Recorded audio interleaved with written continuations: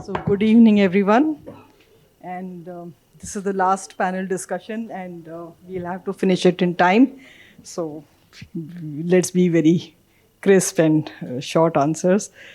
So, to begin with, sir, I would like to start with you. I want to understand because all of you have your own experiences as far as multidisciplinary studies are concerned. What makes for a great multidisciplinary campus? And also, how does a good multidisciplinary environment come about? So I think a very good question, and the answer to the second question is that it comes from very beginning. So it comes from how you start in life, and that how you understand the importance of communication. Because ultimately, if you have to do multidisciplinary, it means that there are several disciplines which are cooperating, interacting with each other, and then coming out with something. So that point of cooperation is like good communication, and those communication skills have to be imparted right from the beginning. And as a matter of fact, it brings me at least to this very interesting way the Western education or the US education is versus Indian education.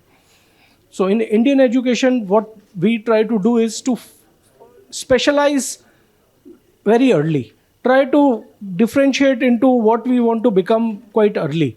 And as you might see that initially we used to start differentiating at 10th class or 10th grade, and then we used to differentiate, okay, commerce, arts, biological science or medicine stream and the engineering stream. But now if you see, if you look at this FITG and other institutions, they are making you differentiate from 6th standard. So from 6th standard, you take a early FITG course or something, and then you start becoming an engineer or a doctor or something like that. It is, and if you contrast this with the US kind of education, where they teach you only two things. They teach you logic, and therefore the only subject they have is mathematics. They are not focusing into physics, chemistry, biology, etc. Only logic, and that is mathematics. And the other subject that they look at is English. And only one language, but English, which means that they are focusing only on communication. So they are not looking at anything else. They are focusing on communication, and they are focusing on logic. So these two things you need to have. And if you have these two things, any other subject can be taught to you later. Be it biological science, be it life science, be it whatever. It can be done later. And, and also it brings us to very interesting thing if you think, how is human being different from other animals? So if you look at a dog, after 1 year of age, dog becomes adult. But for human, it is like 15, 18 years till they remain adult before adult. And so for 18 years, they are still developing. And so that is the difference. But if you make human being differentiate earlier at, say, let us say 6th standard, where he is just 10, 12 years of age, then we are turning towards more animal-like behavior rather than having this human component. So I think, the problem is that this multidisciplinary means that you are interacting with different individuals, different streams, but that is not exactly what you are teaching in your basic education. So I think for multidisciplinary, the thing starts right from the beginning, that you start focusing more on language than on, science or anything else, number one. Number two, in a university setup, I think you carry this mindset further. And so you have different disciplines. And if the individuals are trained to think the language way, then they will communicate with each other, and then they will have multidisciplinary sort of collaborations and research and so on. So that's really wonderful to hear from you. I'm probably the only doctor here, I think. He is a super specialist in heart. And he has been part of the AIMS faculty for many years. So really great to hear from you. Coming to you, Mr. Dutta, what has been your experience with multidisciplinary studies on your campus, and if you can maybe cite some examples of the kind of work that is happening on your campus. Very good evening. It's always a great task to be the last panel of the day. So we'll try to do a bit to make it as crisp. See, why multidisciplinary is a question that we should also ask. Why are we talking about making it multidisciplinary? Yes. We've been doing it in a very conventional way for years. Why suddenly so much? Has that system not worked? Has it not given us engineers, doctors, management consultants, or whatever? Or has it failed? Or has now suddenly jobs changed? I'll give you a very weird example. 2 years, I think last year, Amazon came on campus. So the logic was Amazon is tech, so they would need IT guys. So they said, no, we want to interview even a health guys. He said, why would you want to even interview a health guys? He said, no, we are fine. Out of 7, 8, I think hirees, 2 has nothing to do with tech. They hired a physiotherapist and a nurse for an absolutely tech job because they said we are looking at a very different kind of aptitude. The worst was I was not more amazed with the company. I was more amazed with the student. They say, you studied physiotherapy. Why do you want to go into a tech job? The question is somewhere when the students come, they are not very clear. And the jobs that are being offered now by companies are also very diverse. It's like tomorrow going forward, no one product is going to be from, say, one domain. So you have an Ayurvedic product that they are trying to get technology in. So you'll have an Ayurveda doctor and maybe a tech guy doing it together. Maybe tomorrow, in the future, we are trying to get into medical devices. See, a lot of our focus is on medicine, so that's why a lot of my exams are medical. So a lot of tomorrow, say you're getting to medical devices. Who's going to create the medical devices? Will it be a doctor? Will it be an engineer? Or will there be a technician? Maybe it's obviously there'll be some kind of coding involved, no matter what kind of device is created today. So that brings about multidisciplinary. Is that the reason why we're going forward? So somewhere there is the answer. As a campus now, what do? I think irrespective of what program you're doing today, you need to have digital proficiency because you can't go forward in any job without digital proficiency. Basic financial proficiency, obviously, as Sir mentioned, communication is the key. That is a core proficiency. Second, these 3 skills have to be embedded in more or less any program you have. Without that, going forward in any program, no matter what kind of job you get in, it will be very difficult to excel. So these skills has to be kind of embedded in the program. Secondly, why digital proficiency? My reason is not very technical. A lot of students come at 18 and they study a program, and by the last year, they're not very clear why they are studying the program. So when you give them more choices, maybe we have performing arts, culinary arts in our college. So what do? After say 4 o'clock when the main program is open, we open the labs. You want to study cooking, you study. You want to do some performing arts certificate course, you can study within the same university, irrespective of what your main domain program is. Then we see a lot of students get ignited by some passion. Yes, I was studying a management program, but when I started working in the kitchen, I've realized this is where my actual passion is. So another reason has come forward because somewhere while the program, whatever they choose to do, they decide that their passion may be something else. So these are another interesting feedback that we've got from the students. Great. Sir, coming to you, Mr. Dudani. So you represent a university which is doing a lot of work on the skilling front. Now, how does multidisciplinary approach work at your university, and especially with regard to the various skills that are being imparted? Hello.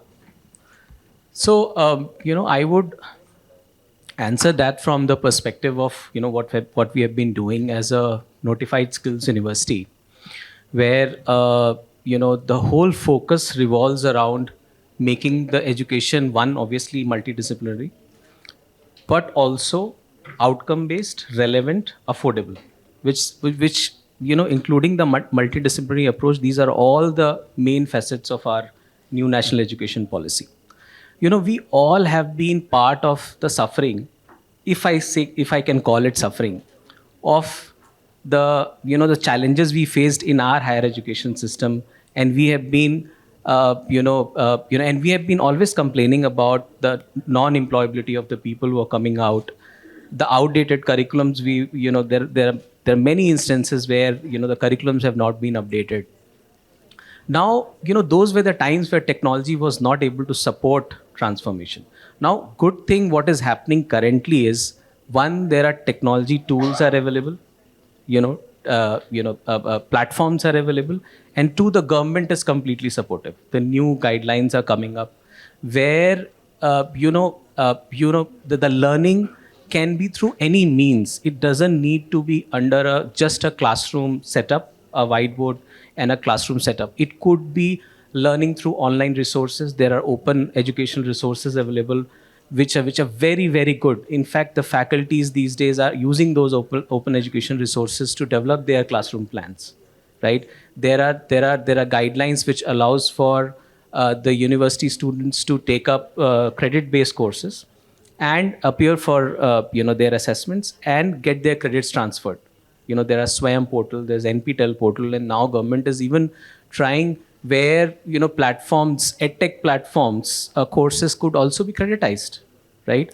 Now these are the changes which are happening, and why these all relate to multidisciplinary approach is because we need to groom our future generation who are graduating from our colleges and universities to be well-rounded individuals.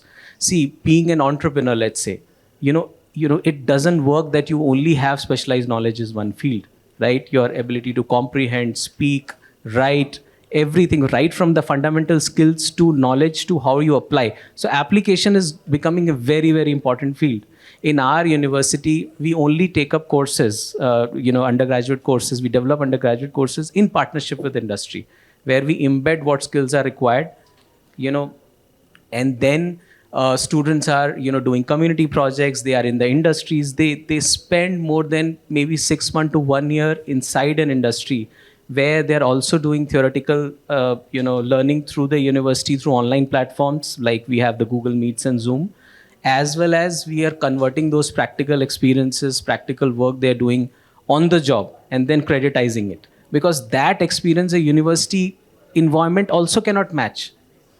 But these were not possible earlier. The new frameworks which have come in, the new credit framework, which is very recent, notified in April 2023, these allow for the universities to actually be very, very innovative and make it very multidisciplinary. As my fellow panelists said, that these are the times when the corporates are looking for multidisciplinary skills. You are studying health, but you may be good for an IT job. Perfect. That's the future. That's the future. How well-rounded you are, right? Okay. So these are very, very interesting time for higher education as a field. And digital would play a very, very enabling role. And the universities which are not adopting digital transformation within their campus will lag behind. That's for sure. Yeah. Professor Mishra, coming to you. So, what are the challenges in having the right technological infrastructure to facilitate interdisciplinary studies? So I think the major challenge lies in terms of acceptance of technology. So I think this technology mindset, which should be present right from the beginning, and if that technology mindset is not nurtured from the beginning, then at a later stage, trying to get people technologically inclined becomes a bit difficult. So, I mean, the idea is that during this nascent period of development at school level, maybe, there should be exposure to all these stream things. So it should not be only one stream.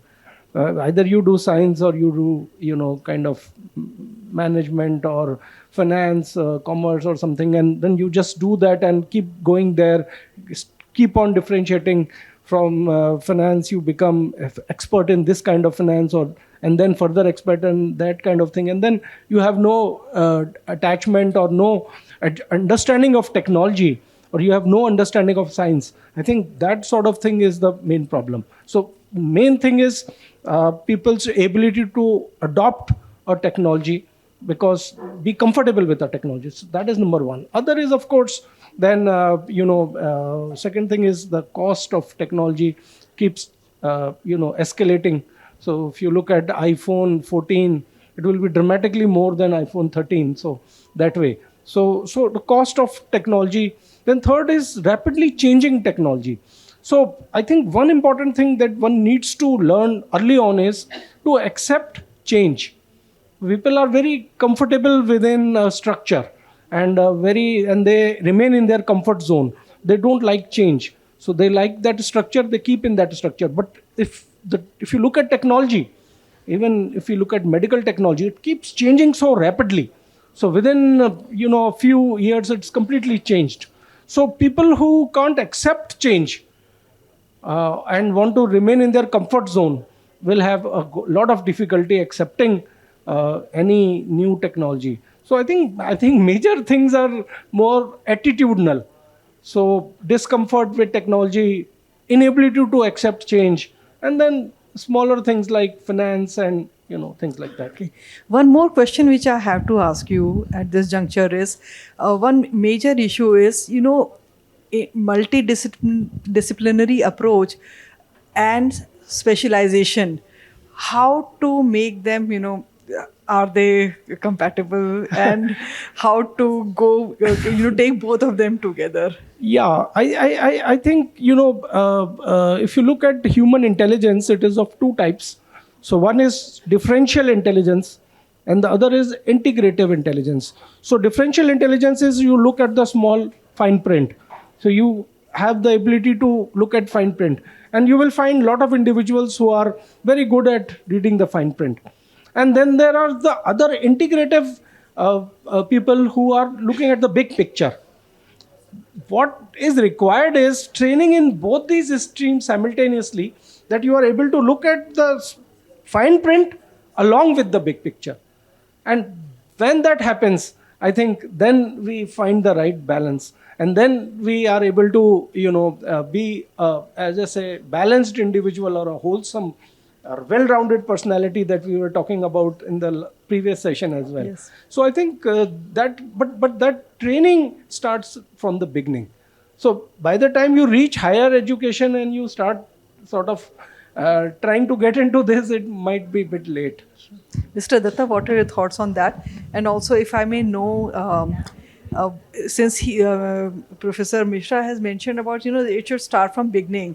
What kind of, students from school system are entering the higher education, and how do you, then groom them for multidisciplinary studies? See, one very small example. I think we are all very fresh. Corona is very fresh in our memory. Within, I think, a few weeks, didn't we just shift to a digital platform? We were all studying in convention classrooms, and then overnight, more or less, we shifted to mobile phone, laptops, and we were learning. What I meant was that the technology existed. It just, we were not changing for it for whatever the reason was. Now suddenly the dilemma is, COVID is over. Now do we go back to the original classrooms, or we stick to our blended module, or we stick to digital modules? All of them have the pluses and minuses.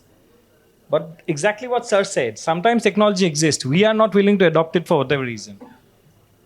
Forget digital methods of taking class. Now you're looking at ChatGPT and AI tools. Bigger question is, do we embrace it or do we fight it?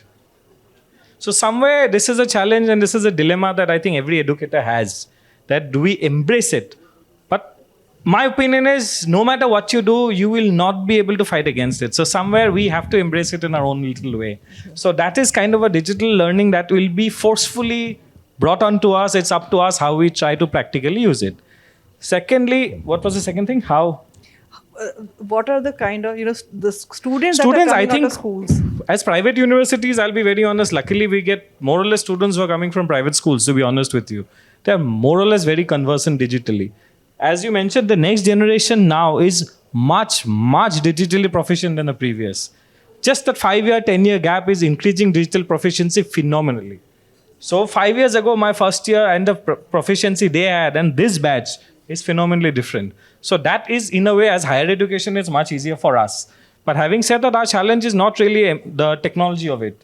As you mentioned, the juggling of it, which you mentioned, as there's already a pressure that the students don't have the skills which are good enough for the employees. So you're supposed to teach them 10 skills in a 3-year degree program. You're also supposed to teach multidisciplinary programs or whatever, skills or whatever. So somewhere again, that's a huge challenge of packaging it, putting it into 3 years. And also students also have other interests which they would like to pursue in the 3 years. So that would be a challenge for any higher education institute. I just wanted to say one point, that I think only constant thing in life is change. So I think that is the one. So, I mean, what we need to teach our younger generation, whether we do it at higher education level or even earlier, is to make them realize that they don't fight change. They rather look at what change is going to happen, visionize what is going to happen, and then accept that change. Number one. The other thing is this being visionary. So the critical thinking component is very important. Whatever is going to happen, think what can good or what bad can come out even before it happens. So I think these are a couple of things that are very important for future generation. I would like to add to the last, the question you asked, is that how do you manage that challenge of multidisciplinary, but also the specialization, right? See, the good thing is that now there are provisions where you can start with, let's say you want to do a BTech in computer science, but you want to do a minors in, let's say, music. These are now possible. That's very, very important. Second is that there are pathways where you can change track. You end up in an engineering college. You find that engineering is not your cup of tea. You can exit with the 1-year certificate, the UG certificate, having that 40 credits earned from that institute. Within that institute, you can change the track, or you can go out of into another institute and start from the 2nd year of your education. So these are far-reaching transformational change which is coming in, which actually makes the whole education very, very flexible and then multidisciplinary. Now, you would have seen most of the IITs are being asked to start courses apart from engineering. They are starting courses in medical, they are starting courses in law. Why? Because it's a deadly combination to have an engineer who also specializes in law, right? These skills are required to be successful in life, especially being an entrepreneur. So, the whole focus is how do you create multidisciplinary ecosystem where people can really collaborate between the departments. In fact, IITs also have humanities department. Humanities department. There's a lot of focus is being given. Human psychology, right? I also studied from IIT Kharagpur. Human psychology was a course which I most enjoyed about, frankly, right? So that's how things work. I mean, it has to be multidisciplinary. Now there are provisions where there are a group of colleges from different streams. The government is asking to really get together and form a multidisciplinary university. So these are the type of changes which are coming, which would revolutionize the education for the next couple of decades. We don't have much time, so final thoughts from all three of you. So just a couple of things I wanted to say. One is digitization, what it means. Basically, digitization is conversion of subjective data into objective data. And so what happens is that a lot of streams which have a subjective kind of thing, for example, medicine, for example. So you have an X-ray and it's a subjective thing. You can't, but what digitization does it processes those pixels. So there is an image processing and there is this pattern identification, and then a lot of research is possible on that, because then you bring together a radiologist with a medicine person and with AI tool of data science, and so these three collaborate together to bring out what is good for the body. Likewise, you have a chat bot where what happens is that a medical problem, artificial intelligence talks to the patient, tries to tell them a lot of things and objectivize the clinical data.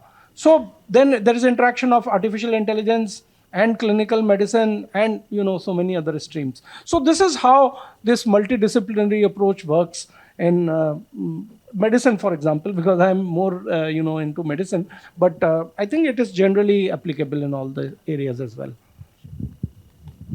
Mr. Dutta? I think one very had this interesting discussion, I don't recall where. Someone asked, say 20 years down the line, you see the heart. What is heart? It's perhaps the most sophisticated pump in the world. If someone invents an artificial heart, who would the person be? A doctor? A mechanical engineer? An IT person? Because I'm sure there'll be an IT element. No one knows.